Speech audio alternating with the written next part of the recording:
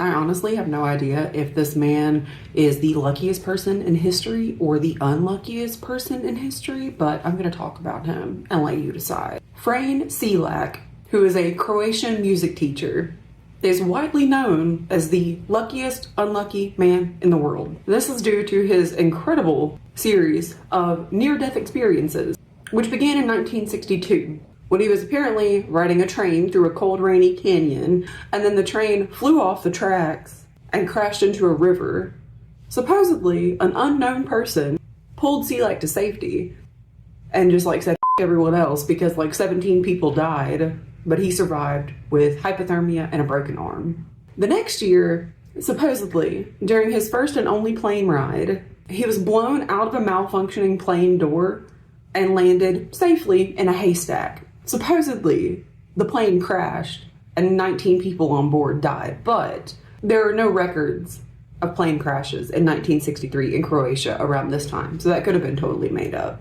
3 years after that, in 1966, a bus that he was riding on skidded off the road and into a river. 4 people drowned, but he swam to shore with just cuts and bruises. In 1970, his car caught on fire, and he managed to escape the car before the fuel tank blew up.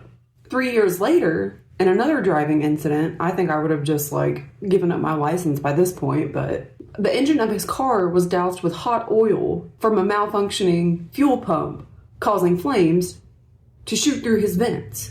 Now this one, his hair was singed completely off, but other than that, he was fine. In 1995, he was hit by a bus and sustained minor injuries. In 1996, he eluded a head-on collision with a United Nations truck on a mountain curve by swerving into a guardrail, which then broke.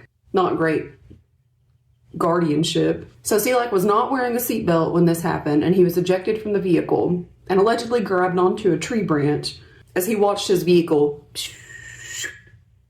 fall 300 feet. But then, 2 days after his 73rd birthday, he played the lottery for the first time in 40 years and won $1 million, which he used to purchase 2 houses and a boat before giving away most of his winnings in 2010 to family and friends to live a more frugal lifestyle. Now, most of these have not been independently verified, and some of the stories are inconsistent, but Selak died at the age of 87 in 2016. Hopefully from natural causes. Hopefully it was a very, very peaceful death, because if any of that stuff was true, my dude's been through it.